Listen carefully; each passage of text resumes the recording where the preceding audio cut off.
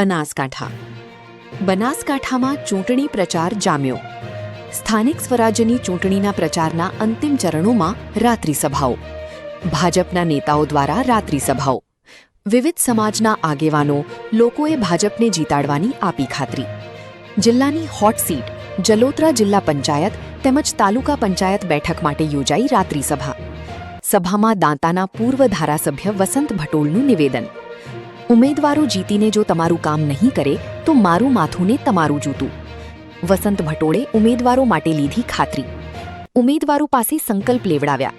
મતદારો ભગવાન છે। કોંગ્રેસે આયાતી ઉમેદવાર મૂક્યા છે, તેમની પાસે ઉમેદવાર નથી। કોંગ્રેસને આ વિસ્તારના લોકો ઉપર વિશ્વાસ નથી, મુસ્લિમ સમાજના ભાઈઓ ઉપર વિશ્વાસ નથી, એટલે આયાતી ઉમેદવાર લાવ્યા છે। બહારથી આવેલા કોંગ્રેસના ઉમેદવાર તમારું ભલું કરશે નહીં। સ્થાનિક ઉમેદવારને જીતાડીને મોકલો, કામની ખાતરી હું લઉં છું। સરકારે વર્ષો પહેલા પડેલા સૂકા વિસ્તારમાં નર્મદાના નીર લાવીને લીલોતરી કરી છે। સરકારે આયુષ્માન કાર્ડ, મેડિકલ કોલેજો, પાઇપલાઇનથી તળાવ ભરવામાં આવ્યા, કૃષિ સહાય આપી, રોડ રસ્તા, આરોગ્યની સેવાઓ આપી છે। સરકારે જે કામ કર્યા છે, દરેક સમાજ માટે કામ કર્યું, એ સરકારની ચૂંટણી ટાઈમે મત માટે અપીલ કરવી પડે તો એ પણ આપણે વિચારવું પડશે। વસંત ભટોળ। પીઠ માટે રોટી, દેશ માટે મોદી, ગુંડાઓ માટે યોગી અને જિલ્લા તાલુકા પંચાયત માટે આ પેનલ જીતાડીએ।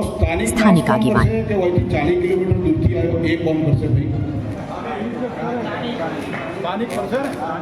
સ્થાનિક કરશે તો કોંગ્રેસનો ઉમેદવાર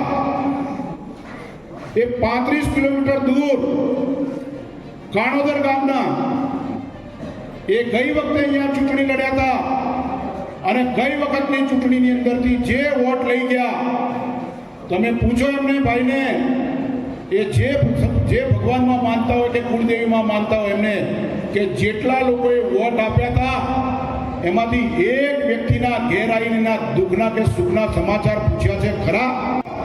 જે બહાર રહે છે, 40 કિલોમીટર બહાર રહે છે અને કોંગ્રેસને વિશ્વાસ નથી આ વિસ્તારના લોકો ઉપર, કોઈ પણ સમાજના હોય, એ મારો મુસ્લિમ સમાજ હશે, એ મુસ્લિમ સમાજના પણ એ જે મતદારો છે એના ઉપર વિશ્વાસ નથી, એટલા માટે બહારથી ઉમેદવાર લાવે છે, આયાતી ઉમેદવાર લાવે છે। આ તમારું ભલું કરશે ખરો? બોલો ભાઈ, કરશે ખરો? જોરથી બોલો, મને ખબર પડે, કરશે ખરો? તો તમારા સ્થાનિક જોઈએ કે બહારનો જોઈએ? તો આ બધા સ્થાનિક છે ભાઈ।